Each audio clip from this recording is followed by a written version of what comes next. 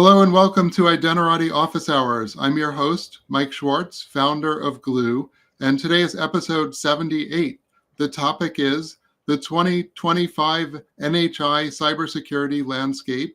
Our guests today are Lalit Chhota, founder of the NHI Group, and our other guest today is Heather Flanagan, an expert in translating geek to human. Welcome, Lalit and Heather. Hi, Mike. And hello, everybody. And before we dive into this, why don't we just give backgrounds? Lalit, how did you find yourself in NHI Identity? Yeah, great question, and thanks to everyone for joining this event. I guess 30 years ago, I started my career in investment banking, but very quickly, not by design, got involved in sort of regulatory audit activities, got known as Mr. SOX. And that kind of stuck with me forevermore. And then through my career in investment banking at some of the biggest banks globally, I ended up running some large regulatory audit programs around IM, PAM, and the topic in question, non-human identities, and sort of worked on some huge regulatory programs, whether it's SOX, Fed, and others. My last project that I did at a big European bank was actually running the whole NHI program for them. So this was like a 3.5-year program. We ended up building a capability soup to nuts. Many of the products that are around today around NHIs didn't exist 3-4 years ago. So we went on a very interesting, long and difficult and painful journey to get our NHI risks under control. And then I guess through that activity and then connecting with various folks in the industry, I realized there's a huge exposure and gap in sort of people understanding NHIs. Where do they go for help and advice? Set up an NHI group on LinkedIn that's now thriving with nearly 1,500 members, and then created the non-human identity management group that I'm now sort of looking after and now known in the industry as Mr. NHI. Right, and it's a moderated group on LinkedIn, which people sort of in the industry can join, and I join and I post all the time. So I highly recommend just go to LinkedIn and join the NHI group. Heather, how did you get here? Definitely not that way, and not that long ago. For me, I came in through standards because that's one of my favorite things. It's the whole standards development process. So I was at an IETF meeting, an Internet Engineering Task Force meeting, as you know, happens 3 times a year, and was hanging out in the hallway, and some of my identity buddies were talking about workload identity, and I had no idea what they were talking about. Not even a little bit. And I said, wait, I don't understand the problems you're trying to solve. And so they started explaining it to me. And my brain sort of exploded. And I said, okay, this is absolutely fascinating. Because when I was thinking about non-human identity before that, my identity career comes out of research and education. And working as, at the time, director of systems at Stanford University, and before that at Duke University. Sure, we had things that were not people in our people systems, in our directory servers and whatnot in HR. And they were because we had badges and, it was all these things that looked so much like people. They weren't quite people. They were really annoying to manage. I'm like, well, so that's what a non-human identity is, right? That's it, right? Wrong. Completely wrong. And my desire to learn more about it meant that I just started volunteering, saying, okay, I'm not going to be your subject matter expert, but what skills I do have in facilitating groups and writing about it and talking about it and helping other people understand it, I want to do that. So that's where I started. Awesome. Yeah. And I think, so just being around it, is it Malcolm Gladwell who says 10,000 hours and you're an expert?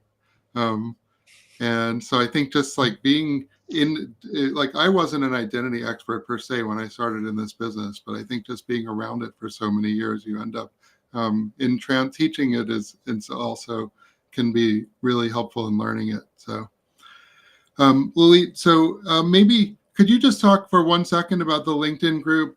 Because we publish this live stream on LinkedIn. So before we go into NHI, I would love it if you just said maybe a word or two about the LinkedIn group. And then I'd like to actually start with a discussion on the term NHI, but maybe just 1 second on the LinkedIn to help the audience understand what it is. Sure. I mean, the idea of the LinkedIn group was really to create a community, right, where everybody that had an interest in this topic could come together to share best practices, news, ask for guidance and advice. So we've got a whole mix of folks on there, from practitioners, CISO, security heads, IAM professionals, and a large proportion of the kind of NHI security consulting community are all there. So we've got a great content that people should definitely join up to and contribute to, and learn about the latest developments and get advice on how to tackle your problems. So it's Okay. the name of the group is the NHI group. So Yes. it seems like you have an opinion in this area, and maybe not. I feel like there are different camps of people who like different terms at this point. And I think in you wrote a really good paper. It's I don't know what to call it, a 70-page sort of report on NHIs, and you give a good overview. And you talk about the difference also between machine identity and software identity, or machine identity and work and software workloads. But can you just say a couple of words about why did you choose NHI, and why do you advocate for that terminology or that jargon? Yeah, look, a great question and very topical debate with many of my peers. I started off talking about things like technical accounts and service accounts were all the rage 15, 20, 30 years ago. When I started looking at kind of where the different camps were, I guess we had Gartner, Microsoft, Venafi were all in the machine identity camp, but a lot of the kind of vendors and many others seem to sort of lean towards non-human. I know people say you shouldn't describe something as the opposite of what it is. So that's some of the strong objections on non-human identity. But when I look at kind of how, for example, Gartner's kind of position machine identity with sort of devices and workloads under there, that doesn't quite sit well with me, because if you think of a machine can have both human and non-human identities running on it. Take a desktop, we'll have some things that are at the machine level, and your own processes running as well. And on any, server, the same hold true as well.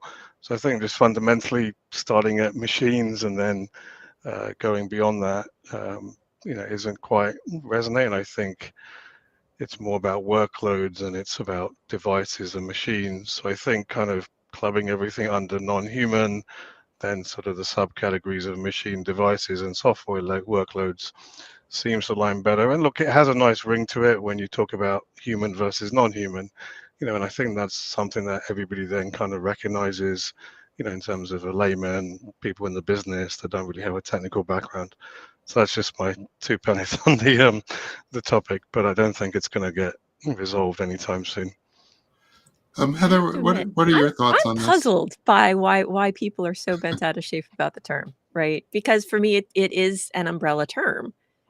In working, with identity systems, we'll call them traditional identity systems, right? You don't call them human identity systems, that's true, but you could, because underneath them you then say, okay, but then there's your HR system, and it has its own processes and requirements and how it's going to form the core of what a person is in the context of that system.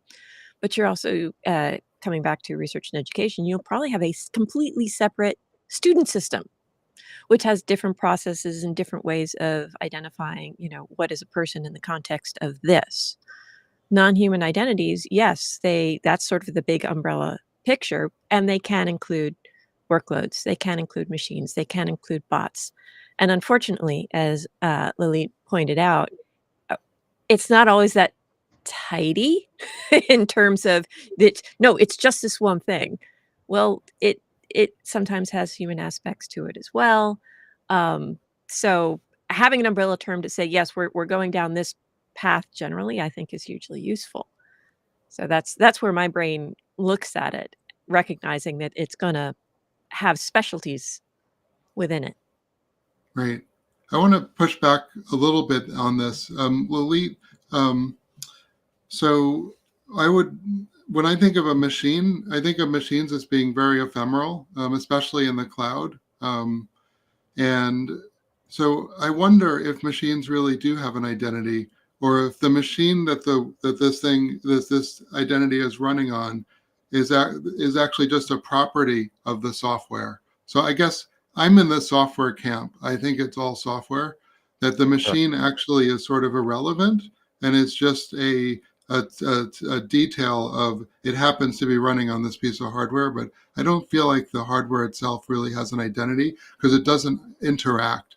And I got kind of philosophical, and I asked ChatGPT, what is the derivation of identity and what does identity even mean? So it got pretty philosophical pretty fast. But why do you think, so what I'm pushing back on is that machine identity. I don't think machines actually have an identity. I think they're just hardware. Well, I think when you're dealing with the hardware devices, IoT, operational tech, I think they all fundamentally have sort of some identity, associated with them, even the identity of a kind of a machine. Well, my house has an address, right? But I don't say my house has an identity.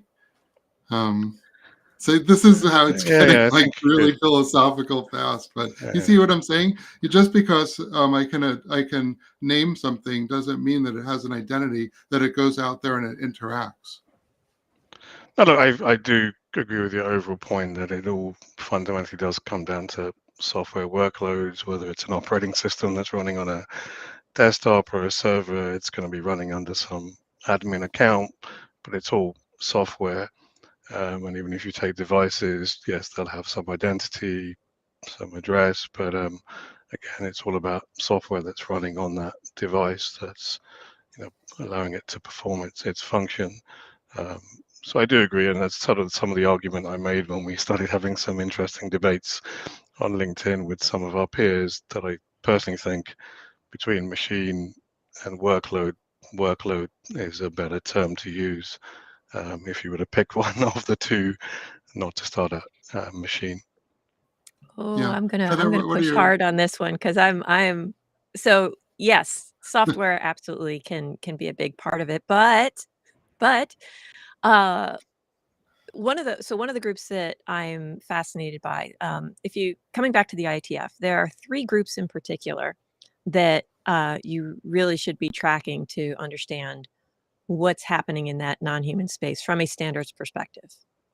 And they're layered, right? Workload, the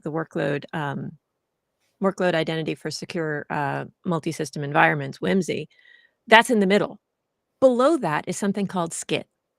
SCIT is supply chain integrity, trust, and transparency. The supply chain component, which is where you're bridging that physical something, which can be an IoT device or whatnot, with the digital, to make sure that you've got a full end-to-end supply chain solid, and that your bill of materials, whether it's a software bill of materials or not, has that chain of custody, is hugely important.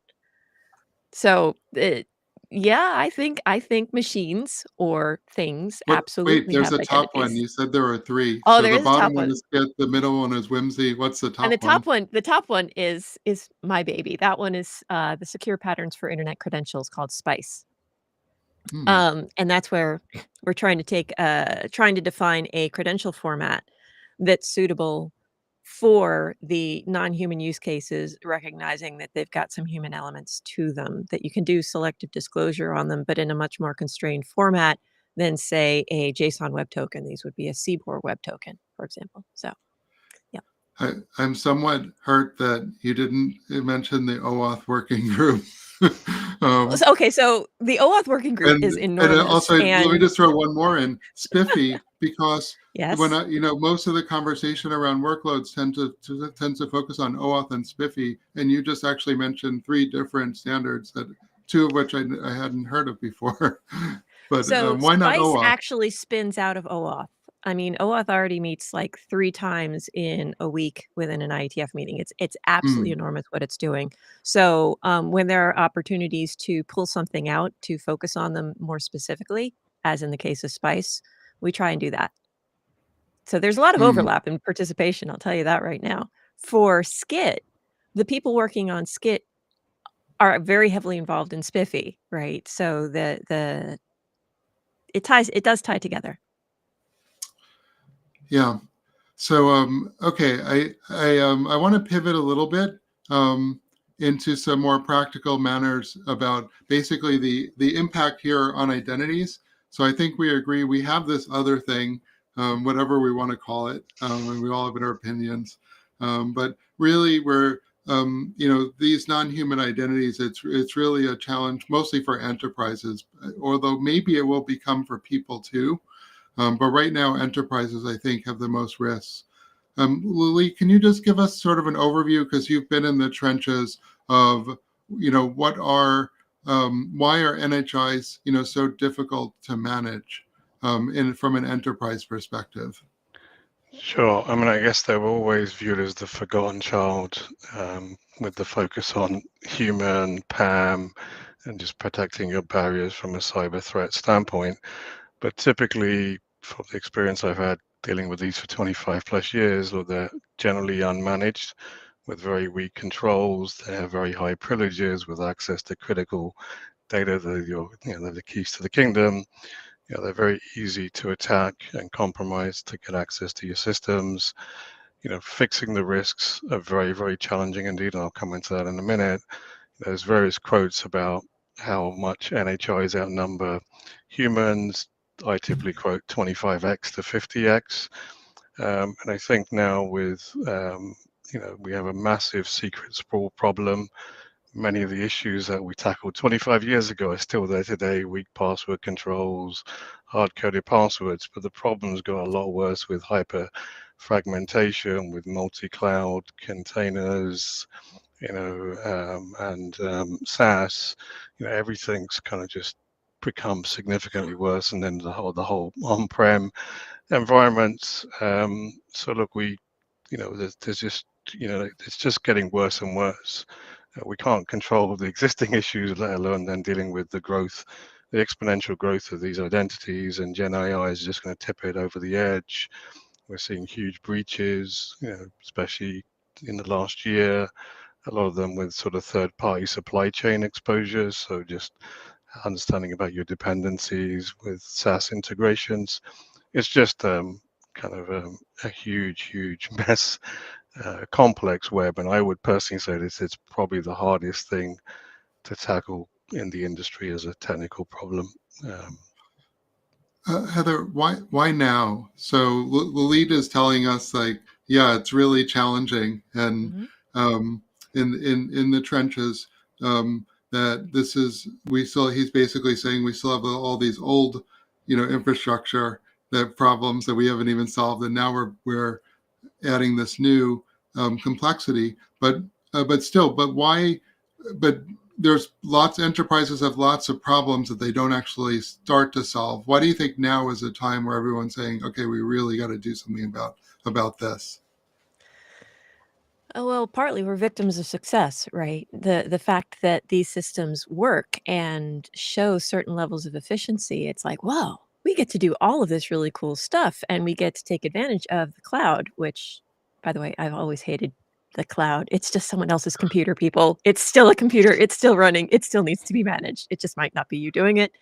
Um, and the fact that they're using these efficiencies, it's like, well, it's great. But now they're addicted to them, and they don't control them very well. They don't know how to control them very well. They've added their own levels of abstraction by saying, well, it's happening on the cloud. And wait, we get better deals if we use a Google Cloud for this and an Amazon Cloud for that, and maybe an Azure Cloud for something else. And then suddenly all your systems actually need to talk for all the different languages of all the different clouds. We've set ourselves up to demand um, the efficiencies and success and the capabilities before we've actually got a handle on managing them. And I Unfortunately. guess just to add, look, just some things that have been happening in the last year. Look, there's some stats now that say 80% of identity breaches are related to NHIs. It's the first thing an attacker goes after once they get into your environment, right? They want to go after these crown jewel NHI accounts to then, lateral movement and then get access to your systems. And when we are just seeing huge number of breaches that are occurring now in the environment, look, I think the other thing that people don't realize is this isn't just an external threat issue. There's a lot of internal threats of people using these NHIs inappropriately. And typically, from my experience till now in various financial organizations, what's kicked off an NHI program is actually an internal issue where someone was inappropriately using an NHI that was shared between prod, non-prod. They were, instead of using their own privileged accounts, they used an NHI account, they knew the password, and they kind of did something which they thought they were doing in non-prod, connected to production and caused big impacts. And then you find, oh, that account's been shared amongst many applications, so you can't quickly cycle the password. It's hard-coded in so many places in source code. And I think source code, if I would say one thing that it's the biggest issue by far, is how easy it is to discover credentials, not just internally within some organization, but within public repositories, GitHub. We just did a sample test with a graduate intern it was using a stalking technique, easily found credentials and was able to use them to effectively connect in and could have compromised an organization. So this is a massive, massive exposure, and that's what all the hackers are taking advantage of. There was a recent exercise done by Clutch where they exposed some credentials and they were discovered in some cases within a minute. This is why we can't have nice things. I would actually argue that the problem is worse than people think. You said 25 to 50, but I would argue that, so I have a device, and this device has a whole, probably at least 50 apps on it, and each of those apps I've logged into. So each of those apps is, in a way, has its own unique identity. It's tied to a certain piece of hardware. The app itself should have app credentials. But then I have a lot of devices. I also have an iPad and a laptop and backup phones and test phones. And a lot of those apps are replicated on those devices. I have a watch, maybe, not me, but I might. And then in addition, on the back end, I feel like there's a number of agents running in the cloud, workloads on my behalf. Maybe I am watching things and getting notifications. So I feel like there's a whole swarm of cloud agents that's working on, that's creating even more of these software things that are acting on my behalf. So I'm wondering, Heather, if we have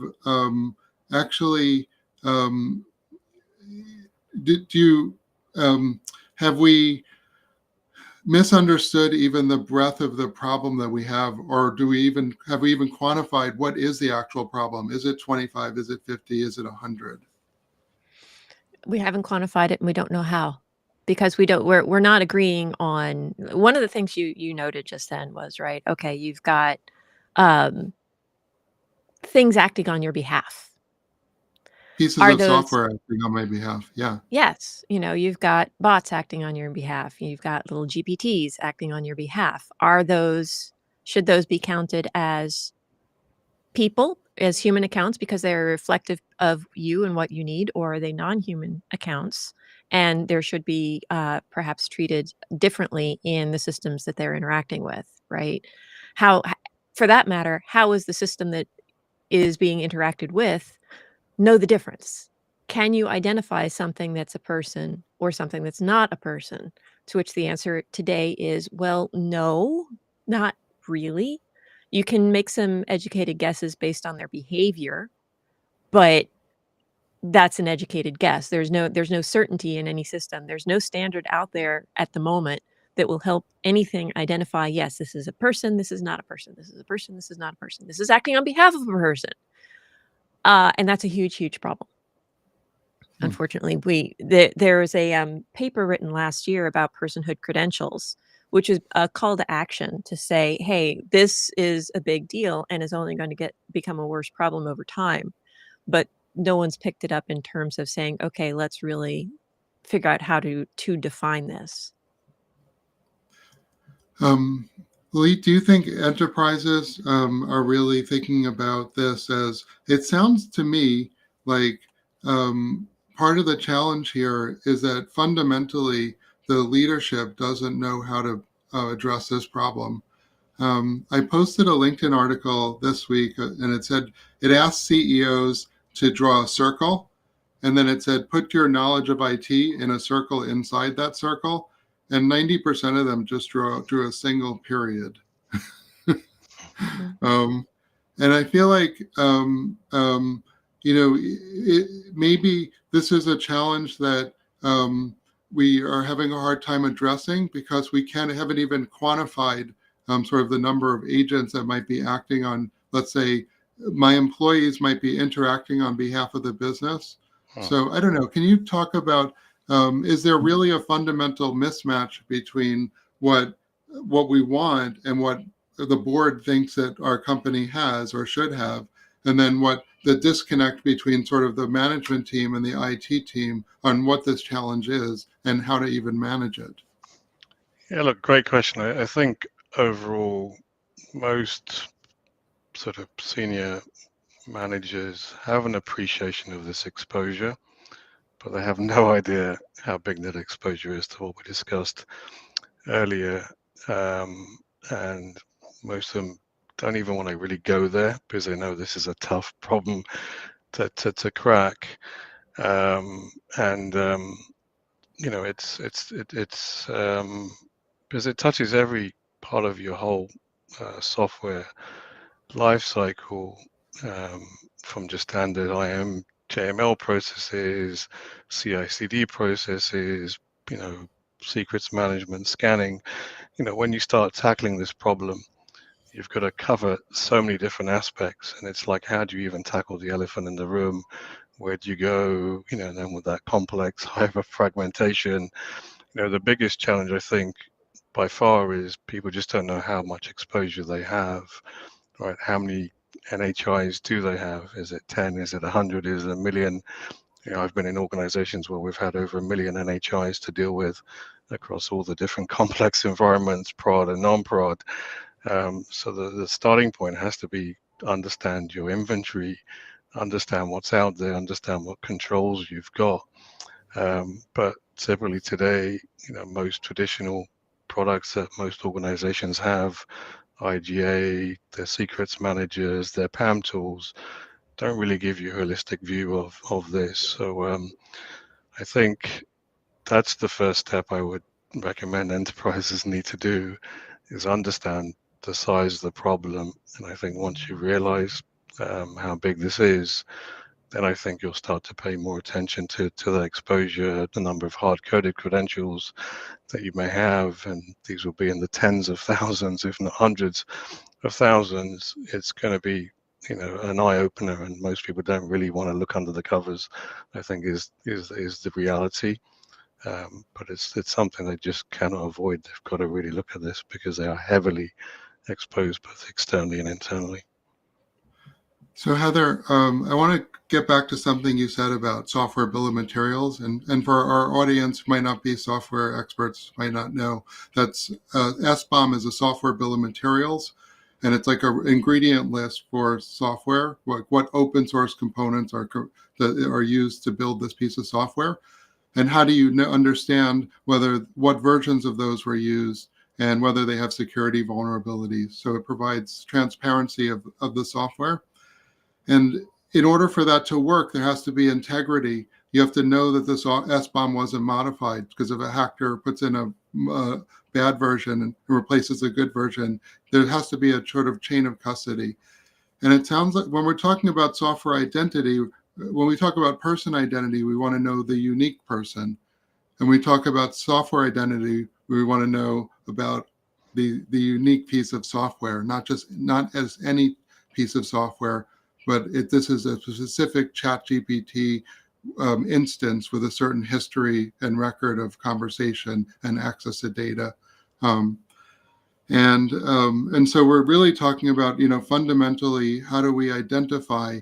Can you talk a little bit about like why it's so important that we understand the integrity? So I need to understand that it's actually this piece of software running this version of code, maybe even with this version of the policy store. But can you talk a little bit about how the integrity of the system is really essential for the identity?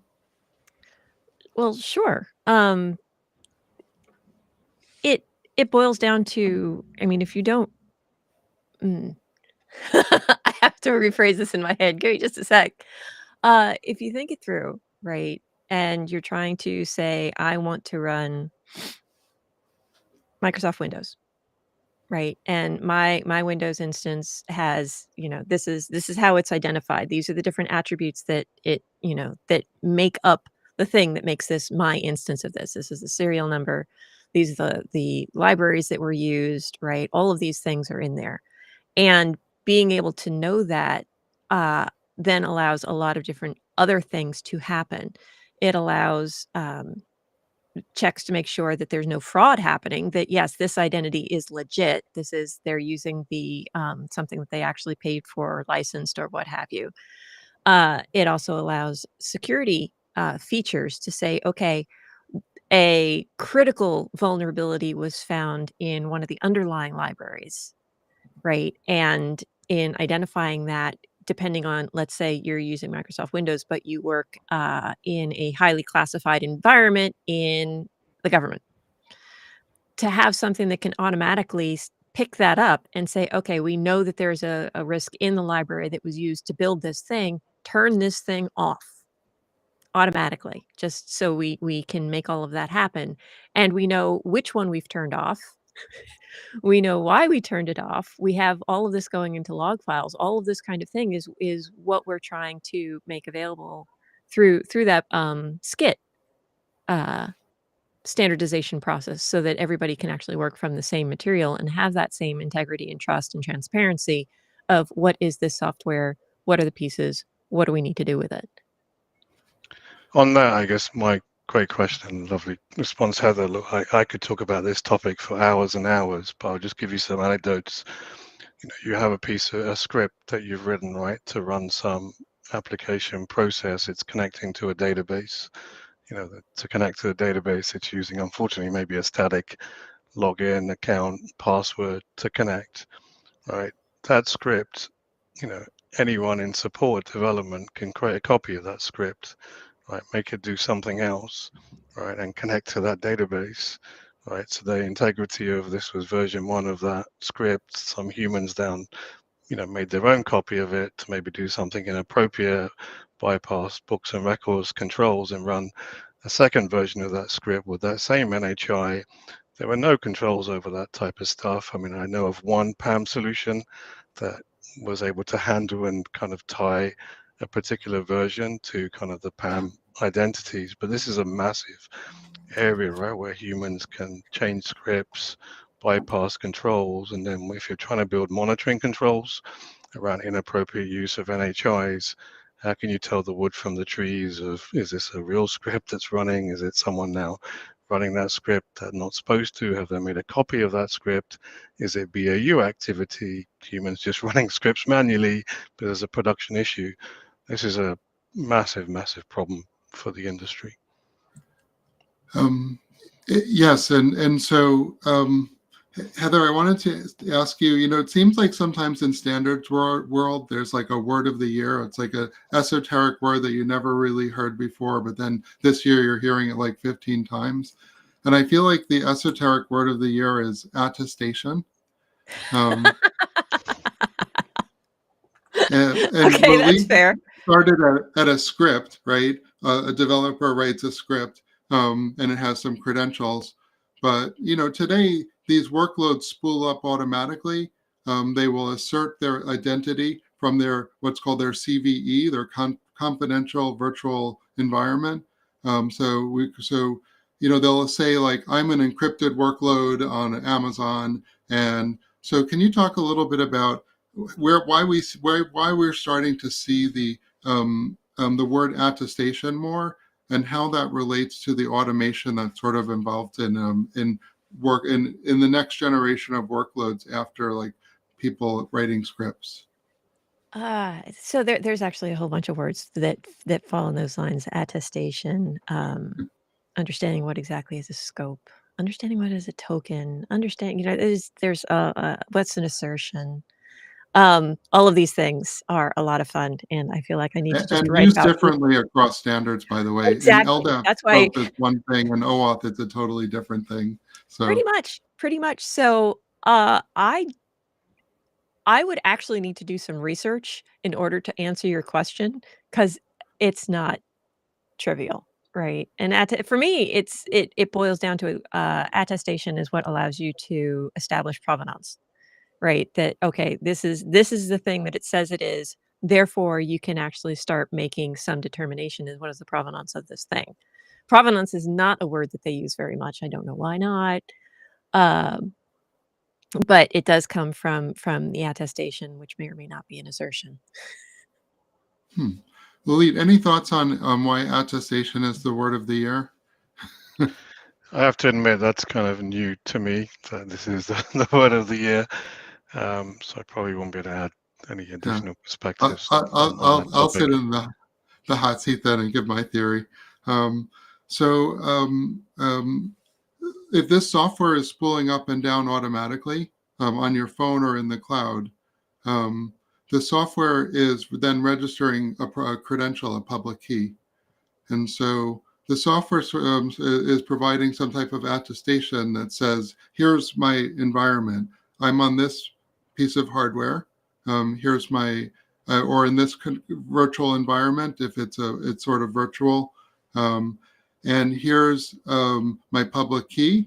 And here's some other metadata about me. Here's the version, let's say I'm a mobile app running on a phone, maybe a banking app.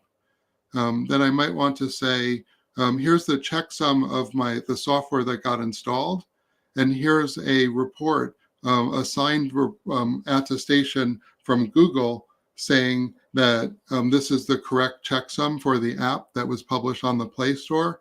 This is the author, and that the device that it's running on is not rooted. Because understanding, like if the device is rooted, all bets are off on it stealing your software. So this is a version of Android from Samsung that we trust. And so that attestation then allows the credential to be understood as sort of an associated with a piece of device. And then we might see that later on, this piece of software goes on to work with a person and might send a person to get authenticated. So I sort of see, attestation-based authentication, whether that's from a SPIFFE client or an OAuth client or a FIDO authenticator, also has there's a passkey attestation. So it's just something saying, here's my public key and some information about myself. And that might include JWTs that are signed and can be trusted. I guess Well, someone you just you commented kind of on just that. yeah, you Okay, kind of whatever. just Yeah. oh, now you've got us excited. Lily, go ahead. No, I was just going to comment on just someone's put in the link, one of the folks that's on the call said it's about a root of trust. I guess that's sort of, I guess, what confused me when I heard attestation. I do understand Yeah, the let me root of trust. put up the comment. So one of the comments was, what about serverless services, AWS, Lambda, or functions? And that's an interesting distinction, but potentially, yeah, I don't know how to answer that. Trying to read. Okay, well that will okay, and here's the one you're talking about, Lily. Attestation equals the root of trust. Not necessarily. The attestation might include a JWT. So if you think, I always think about the mobile banking application. So if I download the Chase app from the Play Store, and then I register with Chase and I want to start calling APIs to get my balance, then Chase wants to know that before it interacts with that app, that it hasn't been modified, and then it's running on a trusted device. And so actually, the root of trust is going to sign the assertion from the Google API, Trust API. So no, it's really not the root of trust. It's sort of the edge of the network, the attestation from the edge of the network. This is what kind of device I am. You can decide after that if you want to trust me, but here's what I'm asserting about myself, and I'm presenting some JWTs, and this is how you identify me. I don't know if you should trust me. So here's the thing, though. Attestation, just from a human language perspective, what you've said completely makes sense. You are saying this is my form of reality. I am saying that this is what is true about me. From a standards perspective, however, it's really hard because an attestation means what exactly, what format are you talking about? Is something cryptographically signed required? What is that something that must be signed? What things are you asking for that would make this a valid attestation?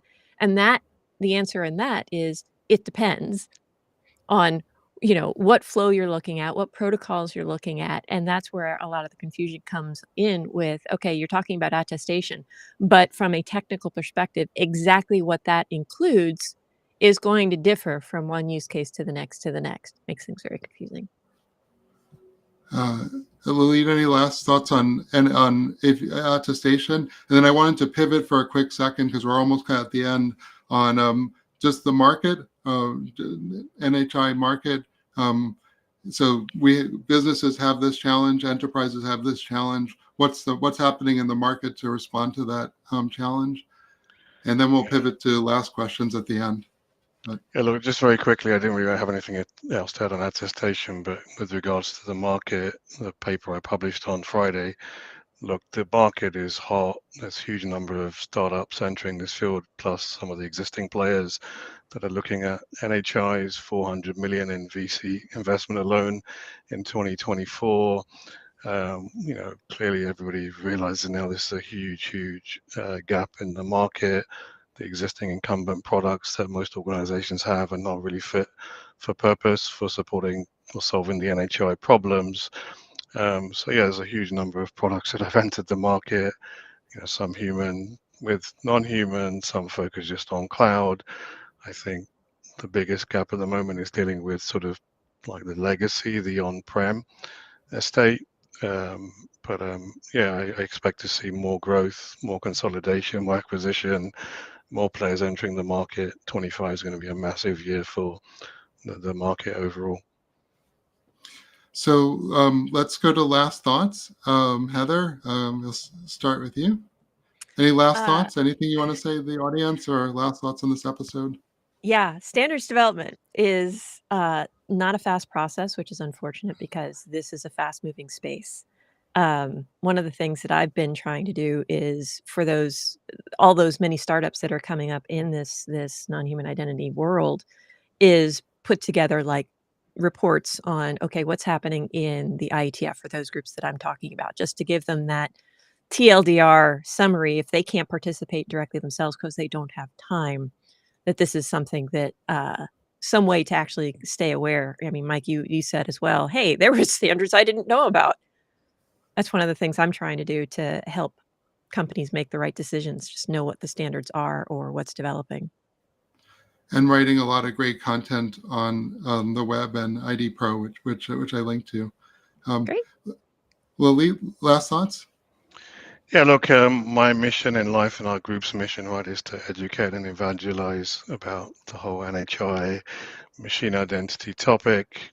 Establishing nhimg.org was, intended to serve that purpose. We've got the best knowledge center that covers everything you'd ever want to know about NHIs. It's an independent portal, so it's really to help understand the challenges, the risks, and how you can start to tackle the elephant in the room. As you mentioned, I published on Friday a huge 70-page research report that pretty much covers everything you'd ever want to know about NHIs. Please come to our portal and read that. And I hope, through the work we're doing, and the community that we're building, we're able to kind of move the needle on this huge challenge we're still in the early stages of maturity from a solutions standard standpoint. We've got a long way to go, and organizations need a lot of help. So, what we can do together as a community to accelerate, solving these problems, the faster we can, the better we can protect them from, the serial attackers that are coming in every day. Awesome. Okay, cool. Well, next episode is Authorization for the Modern Enterprise on Thursday with Gal, the founder of Plain ID. Thank you, Lalit. Thank you, Heather. Thank you, audience, for everything. And we'll see you next time. Bye-bye. Thanks, Mike. Thanks,